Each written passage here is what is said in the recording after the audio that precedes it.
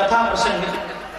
भगवान जब 16,100 उन कन्याओं को कारागार से मुक्त किया, मुक्त करते हुए कहा कि हे कन्याओं, हे देवियों, आप जिस लोक से, जिस देश से, जिस नगर से आई हैं, आप जो है बिल्कुल सकुशल आप जा सकती हैं, क्योंकि आज मैंने उस दुष्ट का संहार कर दिया है जिस दुष्ट ने आपका अपहरण किया था।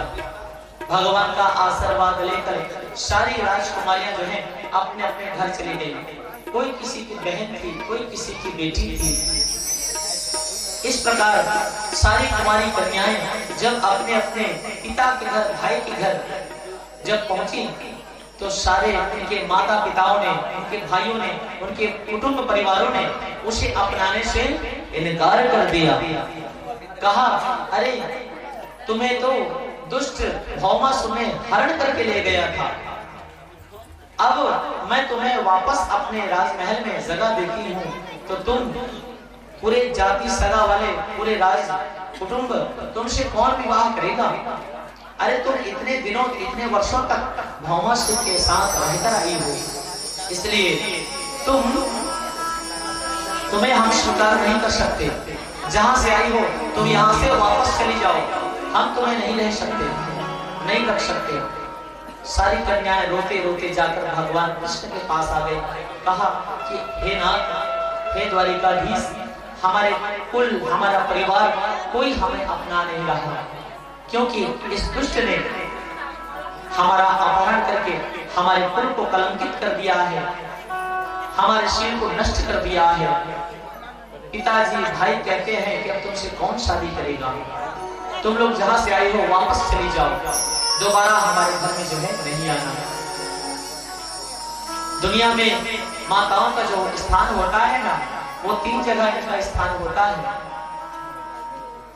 सबसे पहले ये 3 के अधीन रहती हैं, और जो 3 के अधीन नहीं रहती, जो माताएं, जो कन्याएं, उनका जीवन बड़ा दुर्भर हो जाता है, फिर बड़ा मुश्किल हो जाता है। जब कन्या जब पहली बार जन्म लेती है तो वह अपने माता पिता के अधीन रहती है, उनकी आज्ञा के पालन में रहती है। और जब एक पिता अपनी बेटी को विवाह करके किसी वर को अर्पण करता है, फिर उसके बाद जब वह किसी की पत्नी बनती है तो अपने पति के अधीन रहती है।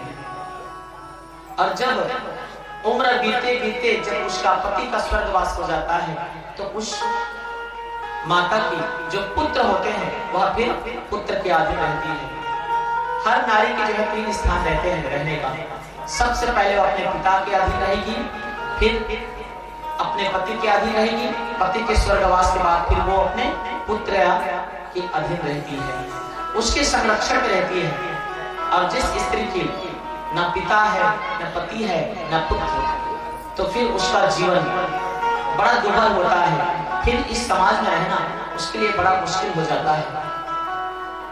स्त्री जो नारी होती है एक लता की तरह होती है, एक बेल की तरह होती है, जिसे एक वृक्ष का सहारा होना बहुत जरूरी है, नहीं तो ये जालिम दुनिया उसे जो है जीने नहीं देती। और इस प्रकार जब पति से जो है त्यागी गई, पिता से त्यागी गई, तो जाकर भगवान कृष्ण के चरणों पर गिर गई। कहा कि नाथ, इससे तो अच्छा यही होता कि हम इसी के दुष्ट के कारागार में पड़े रहते, कम से कम हमें दर बदर ठोकने पर तो ठोकर खाने का तो अवसर न मिलता। जाकर रोने लगी, हमारे पिता, भाई, कुटुंब हमारा त्याग कर चुके हैं, अब तो हमारे पास कोई रास्ता नहीं है, अब केवल आपके चरणों में यही प्रार्थना है कि या तो आप हमें अपना लें या तो हम फिर उस श्रृंखल हो जाएंगे।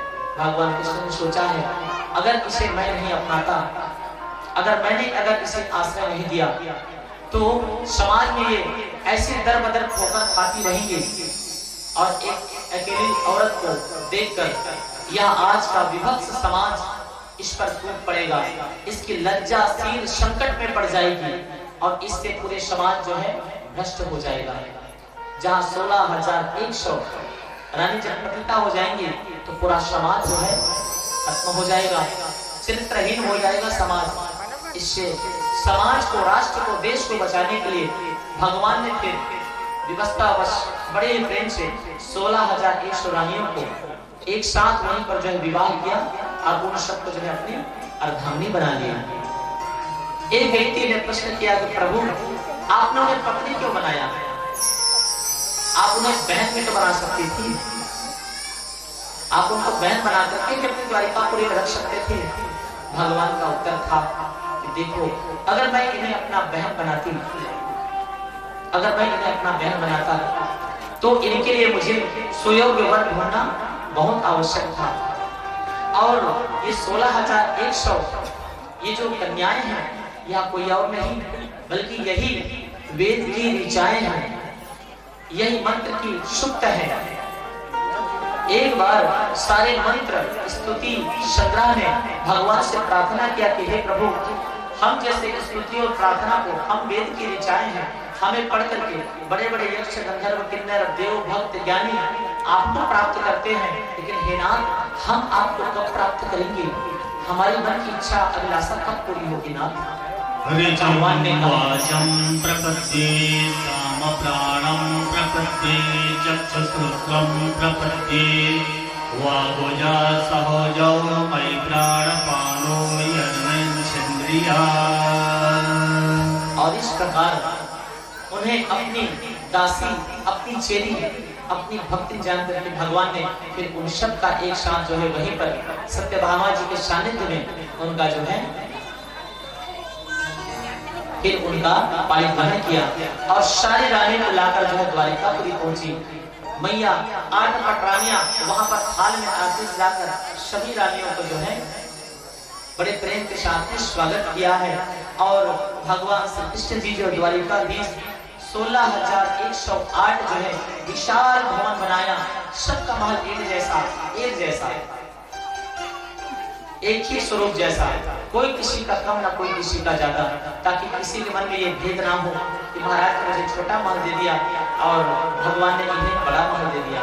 बिल्कुल स्वर्ण की द्वारिका जो है सबके लिए हर सुविधा से युक्त, जिसे देखकर सारी रानियां बड़ी प्रसन्न हो गई और निश्चल मन से भगवान की सेवा और पूजा जो है करती रही। भगवान भी उतने ही रूप बना करके सारी रानियों के साथ में एक साथ रहते, सबको सुख प्रदान करते। एक बार क्या हुआ, सत्यभामा ने कि प्रभु, मैंने सुना है कि स्वर्गपुरी में जो कल्पवृक्ष है वो बड़ा दिव्य है। सत्यभामा ने कहा कि मुझे वो कल्पवृक्ष चाहिए। तब भगवान श्री कृष्ण ने जाकर इंद्र से कहा कि भैया इंद्र, मुझे यह कल्पवृक्ष चाहिए स्वर्ग का। इंद्र ने कहा, महाराज जी आप क्या करेंगे, ये तो स्वर्ग की शोभा है और यहाँ की शोभा अपना ले जाए महाराज। अरे हमारी धर्म पत्नी ने इसकी इच्छा की है भाई, ये तो मुझे चाहिए। बोले महाराज ऐसा करेंगे, यह तो गलत है, इसे प्राप्त करने के लिए आपको हमसे युद्ध करना पड़ेगा। क्योंकि इंद्र क्या है, बड़ा लालची और लोभी स्वभाव है। वो अपनी चीज जल्दी से किसी को देता नहीं, जिस चीज को अपना मान लेता है फिर वह उसे वापस नहीं करता। इंद्र पर बैठा, इंद्र सिंहासन पर बैठा है, अगर कोई साधु संत महात्मा तपस्वी तपस्या के लिए बैठ जाए तो उसको डर हो जाता है कहीं मेरी शासन सत्ता को छीन ना ले, मेरे सिंहासन को ना ले ले। इतना वह शासन सत्ता का लोलुप है। आज कृष्ण ने कल्पवृक्ष मांगा, देने से इनकार कर दिया, युद्ध हुआ, भगवान ने पराजित किया और ले जाने सत्यभामा को प्रदान किया, लो देवी ये कल्पवृक्ष अब तुम रखो। इस तरह से जो भी रानी 16,108 रानियों की जितनी भी डिमांड थी, जितनी भी इच्छा थी, उनके हर मनोरथ को पूर्ण करती, सबकी इच्छा पूरी करती और भगवान सबको जो है प्रसन्न रखती। इस प्रकार बड़े प्रेम से भाव से इनका गृहस्थ जीवन जो है बड़ा सुंदर चल रहा था। और कालांतर में अब इनकी जो परिवार था अब तो और बड़ा विशाल हो गया था। 16,108 रानी और उनके 10 पुत्र, उनके 10 पुत्र और एक पुत्रियां। आप कल्पना कीजिए कि उनका परिवार कैसा रहा होगा। आदमी तो अपनी एक पत्नी और 2 पुत्र से दिन भर परेशान रहता है और इनकी 16,108 रानी और एक रानी के 10 पुत्र और एक पुत्रियां। आप कल्पना कीजिए, विचार कीजिए अब कि भगवान का कितना बड़ा परिवार होगा, कितना बड़ा परिवार। अब जो है 16,108 गुणी 11 कर दीजिए, 10 पुत्र और 1 बेटी, तो उत्तर में क्या आएगा? 1,70,188 भगवान के पुत्र पुत्रियां। 1,70,188। मानो एक तो ये पूरा स्टेट हो गया, पूरा राज्य हो गया इतने में, तो है ना? शायद इतनी तो शायद पाकिस्तान की जनसंख्या भी नहीं है। इतना बड़ा विशाल परिवार, और भगवान ने सबके लिए सुंदर शिक्षा, पहनने के लिए, खाने के लिए बढ़िया भोजन, रहने के लिए अवकाश।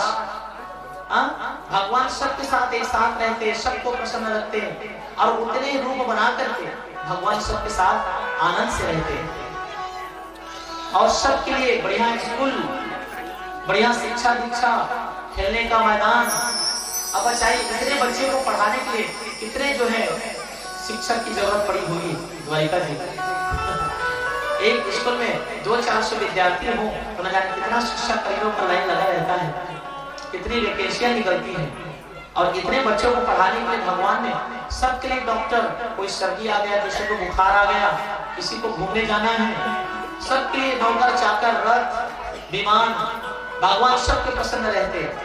और सारी गोपियां कहती, सारी देवियां, रानियां क्या सोचती? भगवान कृष्ण मेरे हैं, मेरे साथ रहते हैं, सदैव मेरा ख्याल रखते हैं। सारे उनके बालक भगवान से बहुत प्रेम करते, सबको समय देते। सुखदेव जी कहते हैं, यह परीक्षित, जो भी भगवान के सुंदर गृहस्थ की कथा को सुनता है, उसका गृहस्थ कभी बिगड़ता नहीं है। तो चलिए हम सब मिलकर उस भगवान से प्रार्थना करें कि हे नाथ, जिस तरह आपका गृहस्थ सुखमय मंगलमय है, उसी तरह हम सब का गृहस्थ जो है मंगलमय हो, और शुभ आपके आशीर्वाद से फला फूला मेरा परिवार रहे। देना हो तो दीजिए जन्म जन्म का साथ। भगवान से प्रार्थना करें, क्या कहें? मेरे सिर पर रख दो कान्हा, मेरे सिर पर रख दो कान्हा, अपने ये दोनों हाथ। देना हो तो दीजिए जन्म जन्म का साथ। आप लोग दोनों देश में हैं, आनंद आ जाएगा। देना है तो दीजिए जन्म जन्म का साथ। बोलिए कृष्ण कन्हैया लाल की जय हो।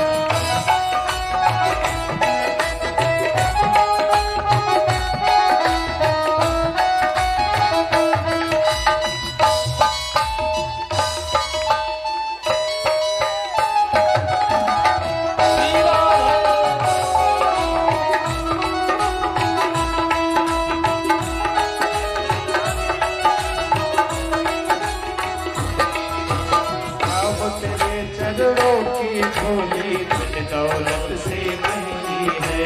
श्याम तेरे चरणों की धूली धन और दौलत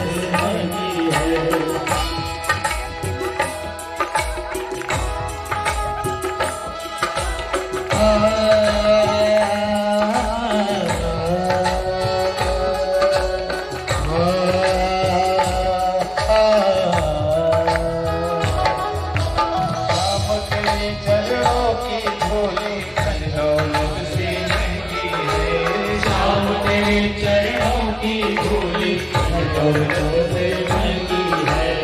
एक नजर की बाकी बाबा नामी मत से महंगी है। एक नजर की बाकी बाबा नामी से महंगी है। मेरे दिल की तमन्ना यही है, मेरे दिल की तमन्ना यही है, करूं सेवा तेरे बिन रात। देना है तो दीजिए जन्म जन्म का साथ। देना हो तो दीजिए जन्म जन्म का साथ। ओ मेरे सिर पर रख दो बाबा, मेरे सिर पर रख दो कान्हा, अपने ये दोनों हाथ देना साथ। राधे बाबा बिहारी लाल की जय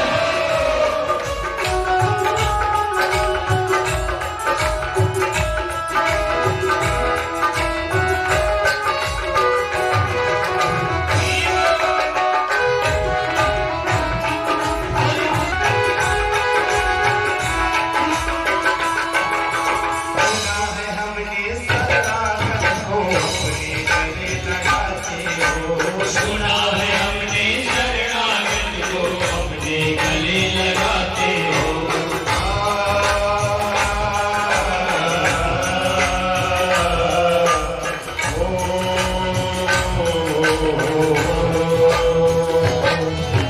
सुना है हमने शरणागत को अपने गले लगाते हो। सुना है हमने शरणागत को अपने गले लगाते हो।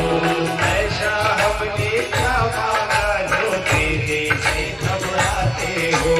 ऐसा हमने क्या मांगा जो देने से घबराते हो। हाजी सुना है हमने जय हो सभी आइए। गले लगाते हो। सुना है हमने शरणागत को अपने गले लगाते हो। ऐसा हमने क्या मांगा जो देने से घबराते हो। ऐसा हमने क्या मांगा जो देने से घबराते हो। जैसे रख बनवारे, जैसे रख बनवारे, बस होती रहे मुलाकात। देना हो तो दीजिए जन्म जन्म का साथ। देना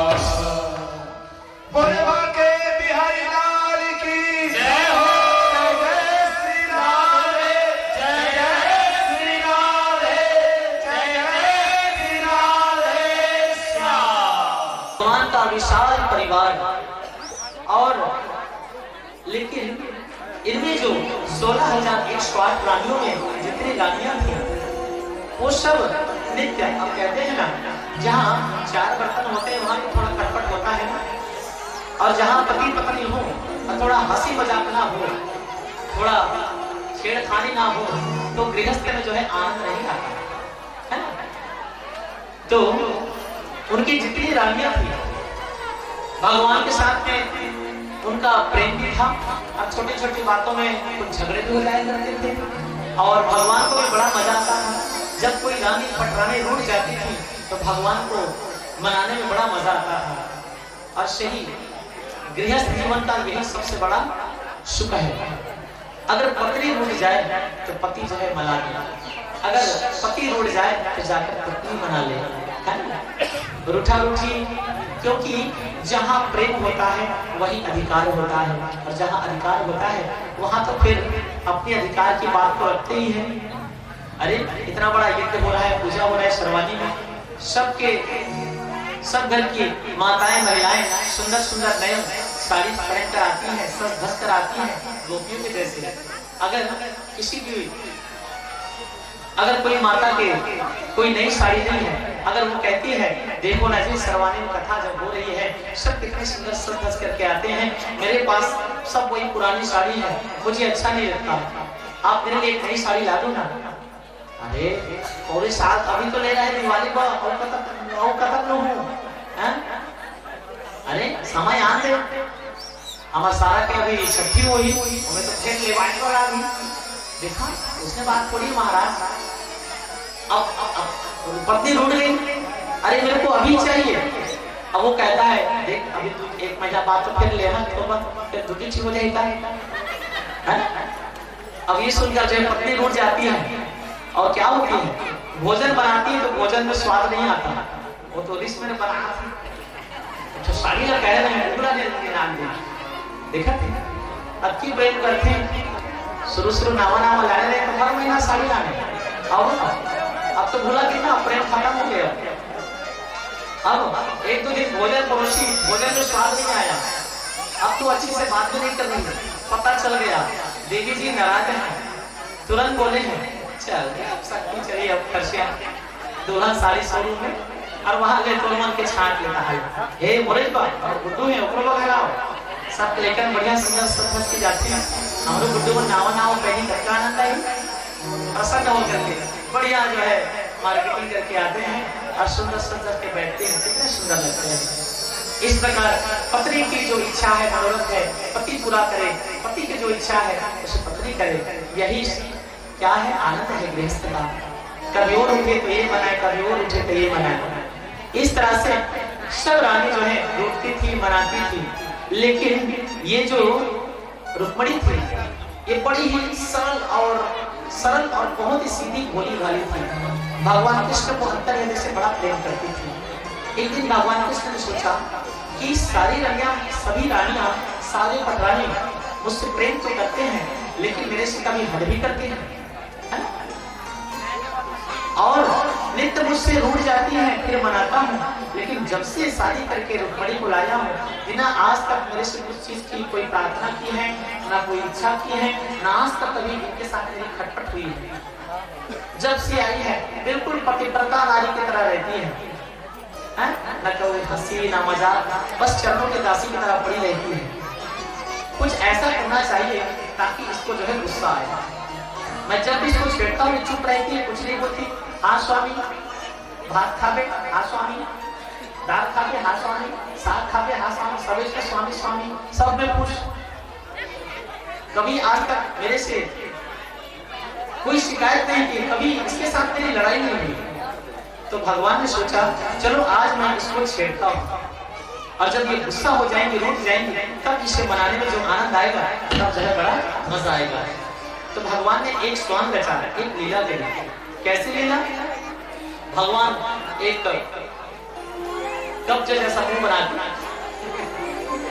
मुंह को टेढ़ा करके एकदम गंभीर बना करके सुंदर जाकर जो है पलंग में लेट गए और मुंह को फुलाए बैठे हैं, गुस्से में हैरान है। मानो किसी से बाहर से लड़ाई होकर आए हैं और भोजन बना रही थी रुक्मणी मैया।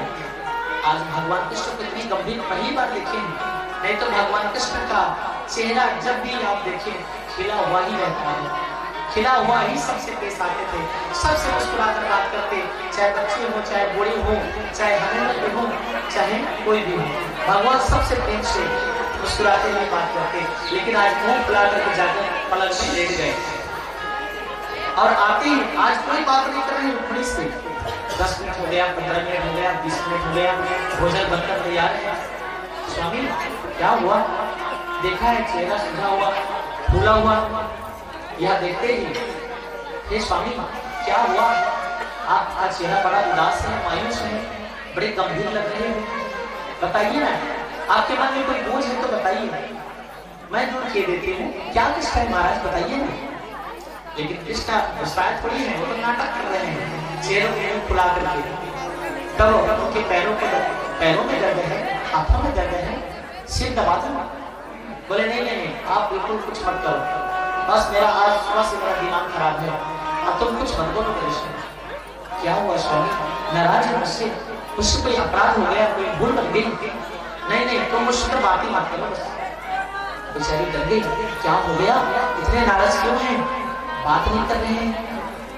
तब कहा कि बताइए ना, आप तो मेरे प्राणधन हैं, मुझसे कोई गलती हो गई तो बता दो। तब कृष्ण कहने लगे देखो देवी, सच सच बताना, आपकी और मेरी जोड़ी कोई ढंग की लग रही है आपको? अरे हम दोनों की जोड़ी है, हम दोनों, मेरे को तो अच्छा लगता ही नहीं है। भगवान ने पता नहीं हम लोगों को कैसे मिला दिया। क्या हुआ महाराज, मेरे से कोई गलती हो गई क्या? अरे गलती तुमसे नहीं हुई है, गलती मेरे से हुई है जो मैंने तुमसे विवाह कर लिया। क्या हुआ, मुझसे कोई गलती हो गई क्या? नहीं नहीं नहीं, मैं कभी कभी सोचता हूँ रुक्मणी, तुम्हारी और हमारी जो जोड़ी है ना वो बिल्कुल ठीक नहीं है। क्यों महाराज? अरे अब देखो ना, तुम कहाँ इतने बड़े विदर्भ राज की बेटी और मैं एक गांव का ग्वाला, गैया चराने वाला, माखन का खाने वाला, दूध बेचकर अपना भरण पोषण करने वाला, अब तुम कहाँ इतनी बड़ी रानी। हम दोनों की जोड़ी कुछ ठीक नहीं है। कभी मुझे आनंद नहीं आ रहा है वैसे। नहीं महाराज, मेरी सेवा में कोई भूल चूक हो गई होगी, उसे क्षमा करें। अरे मेरी पहली बात सुनो, आप राजघराने की राजकुमारी, मैं अनपढ़ गवार वाला, आप हो बड़े बाप की बेटी और मेरे माँ बाप का कोई पता नहीं। कोई कहता है मैं देवकी वसुदेव का बेटा हूँ, कोई कहता है मैं यशोदा नंद का बेटा हूँ। मेरे माँ बाप का ठिकाना नहीं, मेरे घराने का बाप दादा का पता नहीं, और तो कितने बड़े राजा की बेटी, बताओ क्या हम दोनों की जोड़ी कुछ ठीक है? बोले नहीं महाराज, आप ऐसा क्यों कह रहे हैं? और सबसे बड़ी बात, आप हो सर्वगुण संपन्ना, अपने बड़े बाप की संस्कारी बेटी, और मैं तो तुम्हारे लायक नहीं हूँ। तुम्हारे कहने से तुमसे शादी तो कर लिया, काश तुम बड़े राजकुमार से शादी करती, कितना खुश रहती, कितना आनंद से रहती है। मुझे लगता है कि तुम मेरे साथ खुश नहीं हो, आनंद से नहीं हो। नहीं महाराज, ऐसी बात नहीं है। अरे और सुन लो, मैं एक नंबर पर डरपोक हूँ, तुम्हें पता है। जरासंध ने जब मेरे ऊपर आक्रमण किया तो मैं रण छोड़कर भाग गया। लोग मुझे माखन चोर कहते हैं, रणछोड़ कहते हैं, न जाने एक बार तो श्यामंतक मणि का चोरी लग गया था मेरे पर, और क्या बताऊं, सब लोग चोर समझते हैं। हमारे द्वारिकापुरी में, इस संसार में कुछ भी घटना घटता है ना, कोई भी जब दुर्घटना होती है तो सब मेरे ऊपर उंगली उठाते हैं, वही तो नहीं लगाते, मुझ पर लगाते विश्वास, सब मुझ पर आरोप लगाते हैं। ऐसा तो मेरा चरित्र है। और तुम्हारे घर वालों ने कितना बढ़िया तुम्हारा विवाह शिशुपाल के साथ में तय कर दिया था, लेकिन तुम कहाँ मेरे चक्कर में आ गई देवी। किन साधु संतों नारद के बातों में आकर तुमने मुझसे शादी कर लिया और इस द्वारिकापुरी में रहते हो। तुम अकेली रहती तो भी नहीं, मैंने तुम्हारे साथ 16,107 सौतन भी ला दी, फिर भी तुम मेरे साथ खुश हो। पता नहीं क्या सोच के आई हो, मुझे तो कभी कभी तुम पागल लगती हो।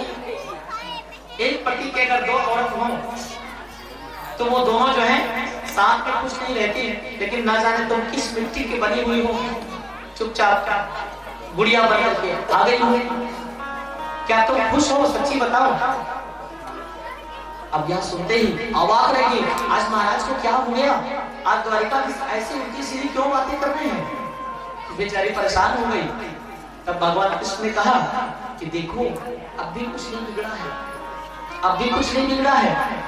शिशुपाल अभी भी तुमसे बड़ा प्रेम करता है। तुम चाहो ना तो तुम अभी भी उनके साथ विवाह कर सकते हो और सुख से महारानी, चेत देश की महारानी बन के जो है रह सकती हो। अब तुम जानती हो, मैं मथुरा से जरासंध के डर से भागकर मैं द्वारिकापुरी में आया हूँ। मैं मुझसे बड़ा डरपोक, मैं तो अवगुण का खान और मेरे में कुछ गुण भी नहीं है। मैं तो निर्गुणिया हूँ, मुझ में कोई विशेषता भी नहीं है। बस एक काम आता है, बंसी बजाना, बस, और कुछ काम नहीं आता। तब यह सुनते ही कि तुम अभी भी शिशुपाल के पास जाकर सुख से रह सकती हो, सुनते ही व्याकुल हो गई और पछाड़ खाकर जो है मूर्छित होकर गिर पड़ी। जैसे पृथ्वी पर गिरने वाले थी, तुरंत भगवान ने अपने चारों हाथ प्रकट करके दो हाथों से रुक्मिणी को पकड़ लिया और एक हाथ से पंखा झलने लगे अपनी पीतांबरी से, पानी का छींटा दिया है, पूछी है। तब हाथ जोड़कर कहने लगी, नाथ क्या गलती हो गई मुझसे? इतने वर्षों से मेरी कौन सी सेवा में भूल हो गई जो आप मुझे उस दुष्ट के पास भेज रहे हैं? भगवान घबरा गए, कहने लगे, अरे देवी, मैं तो तुमसे हंसी ठिठोली किया था, हंसी मजाक किया था, अब तुम सच्ची मान गई। अरे देवी देखो, नाराज ना होना। अरे पति पत्नी के बीच में थोड़ा नोक-झोंक होता है, अच्छा लगता है। अब तुम मेरी बात को बुरा मान गए। आज के बाद कान पकड़ता हूँ, कभी ऐसी मजाक नहीं करते, कभी नहीं करूंगा ऐसी बातें, कभी भी अपने से अलग होने की बात नहीं कहूंगा। सुनकर चरणों में गिर पड़ी, नाथ अगर मुझसे कभी कोई शिकायत हो तो जरूर कह देना कि इस तरह से ऐसे मजाक जो है कभी भूल से भी आप जो है मत करना। मैं सदैव आपके चरणों के दासी बनने के लिए तैयार हूँ, तो किसी अन्य पुरुष का मैं, किसी अन्य को मैं स्वप्न में भी विचार नहीं कर सकती। इसलिए भगवान उनसे अपने श्री अंग में अपने हृदय से लगा लिए। बोलो कृष्णचंद्र भगवान की जय हो।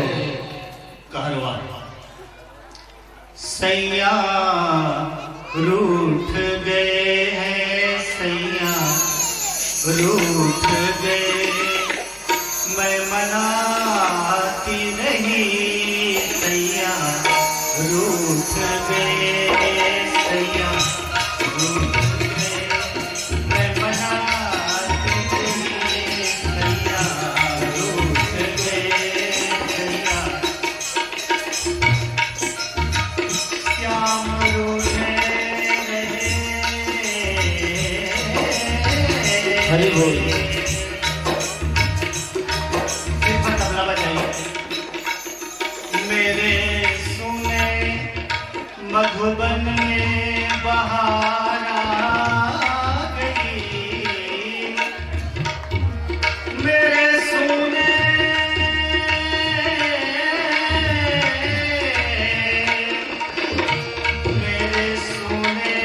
मधुबन में बहार आ गई, मेरे नैनों में आसमान की धार आ गई, अम्बवा की डाली पे हो, अम्बवा की डाली पे, अम्बवा की डाली पे बैरी कोयलिया गा कर मुझे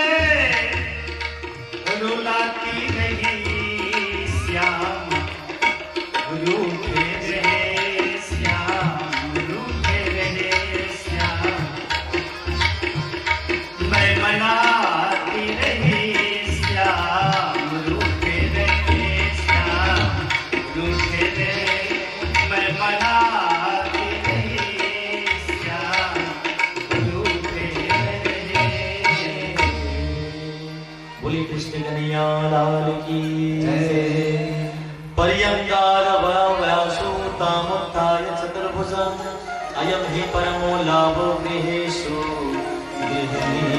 नाम।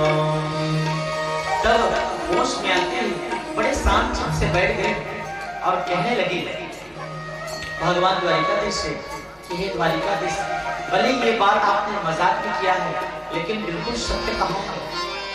जो आपने हमारी और आपकी जो तुलना की है ना, बिल्कुल सत्य कहा है, कोई गलत नहीं कहा है। अब तो कृष्ण भगवान चिंता में पड़ गए, मैं तो मजाक में बोला था और ये बोल रही सही में। अच्छा कैसे चल बता तो सही, कैसे में आप बोल रही हो ऐसे? तब कहने लगी महाराज वाकई में हम दोनों की जोड़ी मुझे नहीं लगता कि सही है या अच्छी है। क्यों पता है ना, आप हैं अखंड ब्रह्मांड नायक, आप हैं इस संसार के जगत पिता और मैं हूँ एक साधारण जीव। भला आपकी और मेरी बराबरी कहाँ? आपके बराबर संसार में कोई नहीं कर सकता। वो तो आपकी कृपा है महाराज, जो आपने मुझे अपने चरणों की दासी बना दिया और मैं अपना जीवन आपको जो है अर्पण कर दिया। नहीं तो मेरे जैसे न जाने कितनी ही दासियां आपके नाम के जप के कारण आपको याद करते करते बड़े बड़े ऋषि मुनि तपस्वी जन्म जन्मांतर से आपको पाने के लिए तरसते हैं, फिर भी आपका दर्शन नहीं पाते। और मैंने सहज नहीं आपको अपना पति अपना स्वामी बना लिया और आपने उस पर अंगीकार कृपा करके मेरे जीवन को धन्य बना दिया है। सही में मैं आपके लायक नहीं, लेकिन फिर भी आपने मुझे अपने चरणों की दासी बनाई। आपका दूसरा प्रश्न था कि आपके कोई माँ बाप नहीं है, कोई यशोदानंद कोई वासुदेव देव की कहते हैं। महाराज आप किसी के पुत्र नहीं, आप तो सबके पिता हैं, आप सबके माता पिता हैं। त्वमेव माता च पिता त्वमेव, त्वमेव बन्धुश्च सखा त्वमेव, त्वमेव विद्या द्रविणं त्वमेव, त्वमेव सर्वं मम देवदेव। आपका कोई माता पिता नहीं प्रभु, आप तो इस संसार के माता पिता हैं, आपसे यह सारा संसार चलता है, हमसे आप नहीं है प्रभु, आपसे हम हैं। आपने कहा कि आप में कोई गुण नहीं है। महाराज मैंने सुना है कि संसार में 3 गुण होते हैं, रजोगुण तमोगुण और सतोगुण, लेकिन ना हम तो गुण से युक्त हैं। हर जीव या उसमें सत्वगुण सत्वगुण होगा या रजो या तमोगुण, लेकिन ना आप इन तीनों गुणों से परे हैं। इसलिए तो संत आपको निर्गुणिया कहते हैं, आपको निर्गुण निराकार कहते हैं। आपने जो भी बातें कही बिल्कुल सही कही। आपने कहा कि मेरे परिवार वाले क्या देकर आपसे विवाह किए। आपने कहा कि मेरे परिवार वाले मेरे लिए शिशुपाल को चुने थे, लेकिन हे नाथ जिसके साथ नंद गोपाल हो वह किसी अन्य लाल को जो है नहीं चुन सकते। मैंने अपना धन परम धन अपना प्राण धन आपको मान लिया था और मैंने निश्चय भी किया था करूंगी तो केवल आपको से शादी, अन्यथा इस देह का मैं त्याग कर देती हूँ। और नाथ फिर शिशुपाल इस मृत देह से क्या विराम करता नहीं करता। मैं अपना तन मन धन स्वयं आप पर अर्पण कर चुकी थी और यह सुनकर अरे वाह भगवान कृष्ण प्रसन्न हो गए। ये देवी अगर आप में इतनी विशेषता है, अगर मुझे पता होता तो फिर क्या कहना। बहुत अच्छा हुआ जो मैंने आपके साथ में इस तरह से हंसी ठिठोली की और आपकी इतनी बड़ी विशेषता इतनी बड़ी ज्ञान को मुझे पता चल गया। इस प्रकार भगवान अपने सखियों के साथ अपने अष्टपत्राणियों के साथ सबको आनंद सुख प्रदान करते, सबको आनंद करते। इस प्रकार भगवान ने अनेक लीलाएं की, सबको अपने साथ रखा। अब भगवान का जो गृहस्थ था और बड़ा होते जा रहा था। सुखदेव बाबा कहते हैं कि परीक्षित भगवान श्री कृष्ण के पुत्र हुए प्रद्युम्न, प्रद्युम्न की पत्नी हुई रति महारानी और इन्हीं प्रद्युम्न के एक बेटा हुए। कौन? अनिरुद्ध महाराज। बोलिए अनिरुद्ध जी महाराज की जय। और इस अनिरुद्ध का जिस प्रकार भगवान की जितनी शादियां हुई हैं सब एकदम उटपटांग हुई हैं। किसी को कहां से ले आए, किसी से कहां अपहरण कर लिए, किसी से भागा के ले आए, है ना, इस तरह से। खैर ये तो भगवान की लीला है ना। भगवान किसी को भगा के अपहरण करके नहीं लाते, बल्कि भगवान अपनी जो पहलावनी शक्ति है, जो पूर्व जन्म में भगवान के अनंत वर्षों तक तपस्या करके भगवान को पाने की जो प्रार्थना की थी, उन सब की इच्छाओं को पूरी करने के लिए भगवान ने सबको अंगीकार किया, सबको स्वीकार किया।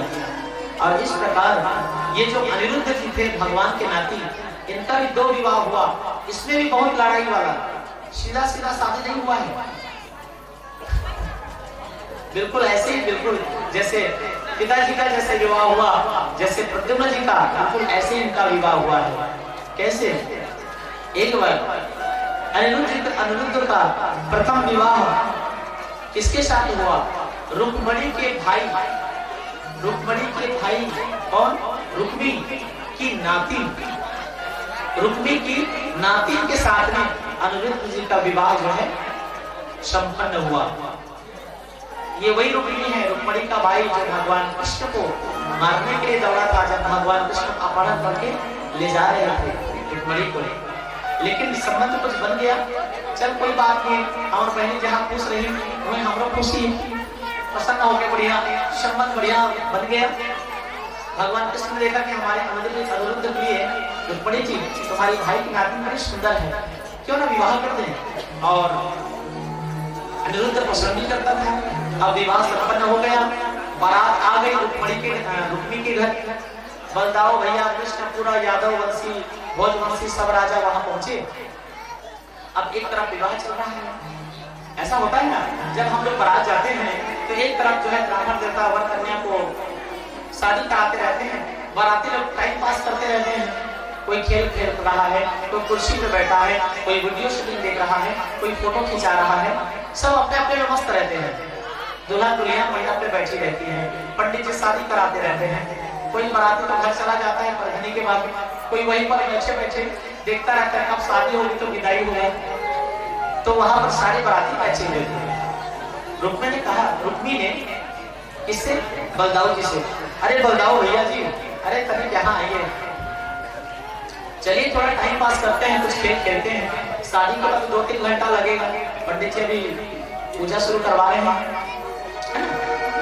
तो मैंने विचार किया तो क्या करें, चलो द्युत क्रीड़ा खेलते हैं, जुआ खेलते हैं, द्युत क्रीड़ा के पासे खेलते हैं, 2-4 बढ़िया गाँव खेलेंगे, तब तक शादी हो जाएगा, फिर अपने अपने घर भैया। एक तरफ बलदाऊ भैया बैठ गए, दूसरी तरफ रुक्मी बैठ गया। अपने चापलूस द्युत क्रीड़ा में जो दक्ष थे, जो जिस जैसा सपनी था, छल से पांडवों को हराने में बड़ा दक्ष था, तो ये रुक्मी भी द्युत क्रीड़ा में बड़ा कुशल था। तो क्या किया, छल से बलदाऊ भैया को पहला गांव जीत गया। बलदाऊ ने कहा कि ये तो गलत है, ये गलत चाल चली तुम्हें, तो आता है खेल, फिर दोबारा चाल चले। उसमें भी बलदाऊ भैया को हरा दिया। बलदाऊ ने कहा नहीं नहीं, ये चाल कुछ ठीक नहीं है, शतरंज जैसा कुछ है खेल, लेकिन छल से 3-4 बार हरा दिए। अब बलदाऊ भैया को क्रोध आ गया, मैं कैसे हार जाता हूँ, मैं तो बहुत खेला हूँ, लेकिन ये मुझे छल से हरा रहा है। तभी वहां पर आकाशवाणी होती है, तदा प्रविन्नम्मा व्योमवाणी बलेनैवा जितोग्लः। आकाशवाणी होता है कि नहीं बलदाऊ भैया, जीत आपकी हुई है, यह आपको छल से हरा रहा है। बलदाऊ भैया सुनते ही अपने दांव पर जो तार करते हैं, मैं बोल रहा था रुक्मी तू मुझे छल से हरा रहा है, जीत मेरी हुई है। अरे